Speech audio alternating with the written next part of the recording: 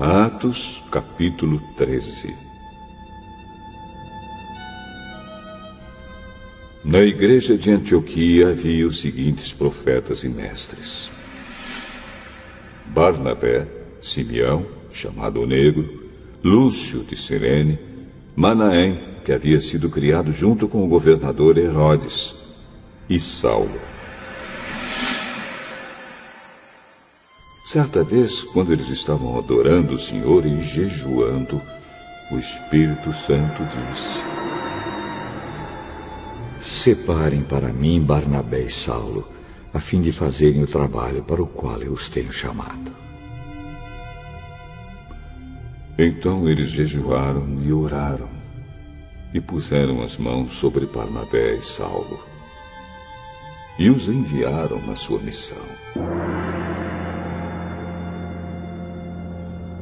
Barnabé e Saulo, tendo sido enviados pelo Espírito Santo, foram até a cidade de Seleucia e dali embarcaram para a ilha de Chipre.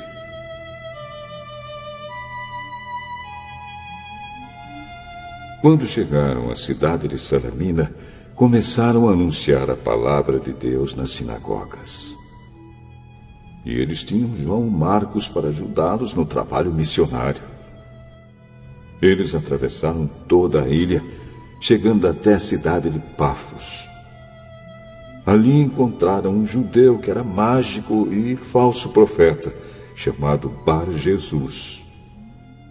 Ele era amigo de Sérgio Paulo, o governador da ilha, que era um homem muito inteligente. O governador mandou chamar Barnabé e Saulo, pois queria ouvir a palavra de Deus. Mas o mágico Elimas, este é o nome dele em grego, era contra os apóstolos. Ele não queria que o governador aceitasse a fé cristã. Então Saulo, também conhecido como Paulo, cheio do Espírito Santo, olhou firmemente para Elimas e disse: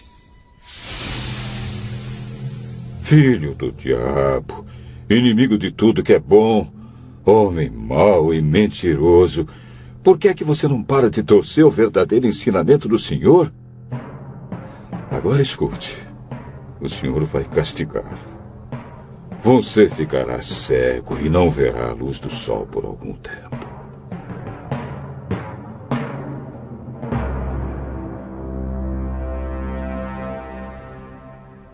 No mesmo instante, Elimas sentiu uma nuvem escura cobrir os seus olhos e ele começou a se virar para todos os lados, procurando alguém que o guiasse pela mão. Quando o governador viu isso, creu e ficou muito admirado com os ensinamentos a respeito do Senhor Jesus. Paulo e os seus companheiros navegaram da cidade de Pafos até Perge, uma cidade da província da Panfilha. Porém, João Marcos os deixou e voltou para Jerusalém. Eles continuaram a viagem, indo de Perge até a cidade de Antioquia, no distrito da Pisídia. No sábado, entraram na sinagoga e sentaram-se. Depois da leitura da lei de Moisés e dos livros dos profetas, os chefes da sinagoga mandaram dizer a eles: Irmãos, se vocês têm alguma palavra para animar o povo, podem falar agora.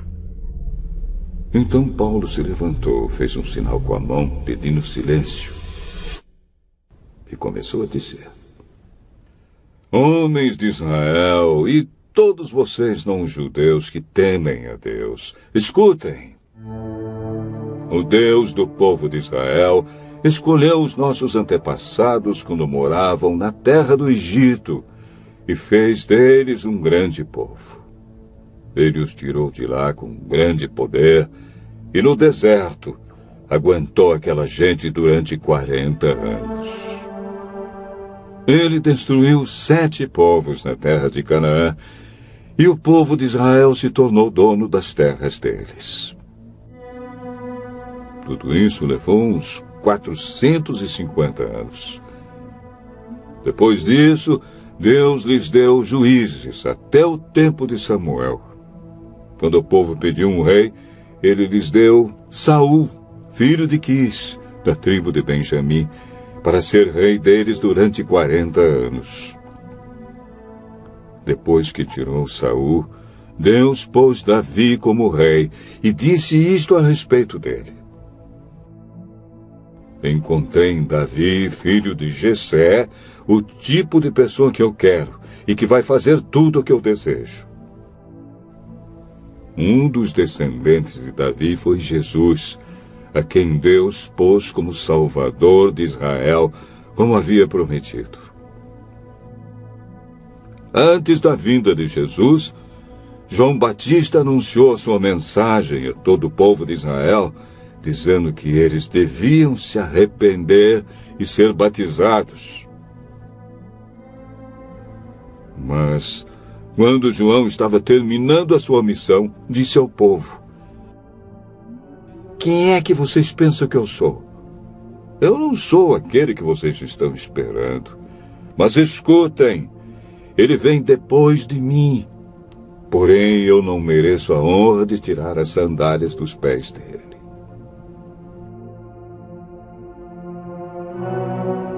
Paulo continuou: meus irmãos, descendentes de Abraão, e também vocês, não-judeus que temem a Deus, escutem. Essa mensagem de salvação foi mandada para todos nós. De fato, os moradores de Jerusalém e os seus líderes não entenderam que Jesus é o Salvador. E também não compreenderam as palavras dos livros dos profetas, que são lidos todos os sábados. Mesmo assim, ao condenarem Jesus, eles estavam cumprindo essas profecias. E embora não encontrassem nenhuma razão para condená-lo à morte, pediram a Pilatos que mandasse matá-lo. Depois de fazerem tudo o que as Escrituras Sagradas falam a respeito dele, eles o tiraram da cruz e o puseram num túmulo. Mas Deus o ressuscitou, e durante muitos dias ele apareceu às pessoas que o tinham acompanhado da Galiléia até Jerusalém. Agora essas pessoas são testemunhas que falam a respeito de Jesus ao povo de Israel. E nós estamos aqui para trazer o Evangelho a vocês. Deus fez agora para nós o que havia prometido aos nossos antepassados. Ele ressuscitou Jesus, como está escrito no Salmo número 2. Você é o meu filho, hoje eu me tornei o seu pai. E foi isto que Deus disse a respeito da ressurreição de Jesus, afirmando que ele nunca seria destruído pela morte. Eu vou dar a vocês as bênçãos sagradas e certas que prometia Davi. E em outra parte das Escrituras, lemos também: tu não deixarás que o teu dedicado servo apodreça na sepultura. E Paulo disse ainda: na verdade, Davi, no seu tempo, cumpriu os planos de Deus. Depois morreu, foi sepultado ao lado dos seus antepassados e apodreceu na sepultura. Mas isso não aconteceu com aquele que Deus ressuscitou. Meus irmãos, todos vocês precisam saber com certeza que é por meio de Jesus que a mensagem do perdão de pecados é anunciada a vocês.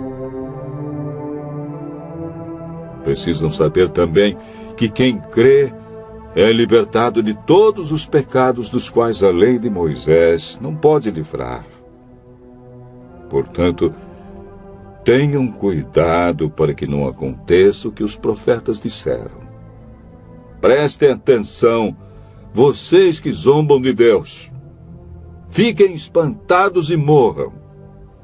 Pois o que vou fazer agora é uma coisa em que vocês não acreditariam, mesmo que alguém explicasse.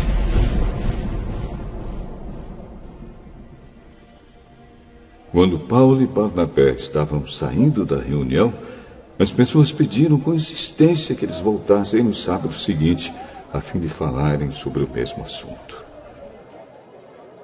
Depois da reunião, muitos judeus e outras pessoas convertidas ao judaísmo acompanharam Paulo e Barnabé, que falavam com eles e animavam todos para que continuassem firmes na graça de Deus. No sábado seguinte, quase todos os moradores da cidade foram ouvir a palavra do Senhor. Quando os judeus viram aquela multidão, ficaram com muita inveja. Então começaram a dizer o contrário do que Paulo dizia e o insultaram. Porém, Paulo e Barnabé falaram com mais coragem ainda. Eles disseram: era necessário que a palavra de Deus fosse anunciada primeiro a vocês que são judeus. Mas, como vocês não querem aceitá-la e acham que não merecem receber a vida eterna, então agora nós vamos anunciar a palavra aos não-judeus. Pois esta é a ordem que o Senhor Deus deu a nós, o seu povo. Eu coloquei você como luz para os outros povos, a fim de que você leve a salvação ao mundo inteiro. Quando os não-judeus ouviram isso, ficaram muito alegres e começaram a dizer que a palavra do Senhor era boa. E creram todos os que tinham sido escolhidos para ter a vida eterna. A palavra do Senhor se espalhou por toda aquela região. Mas os judeus atiçaram as mulheres não judias da alta sociedade, convertidas ao judaísmo, e também os homens mais importantes da cidade. E começaram a perseguir Paulo e Barnabé, e os expulsaram daquela região. Então os apóstolos sacudiram a poeira das suas sandálias, em sinal de protesto contra eles. E foram para a cidade de Icônio. E os cristãos de Antioquia continuaram muito alegres e cheios do Espírito Santo.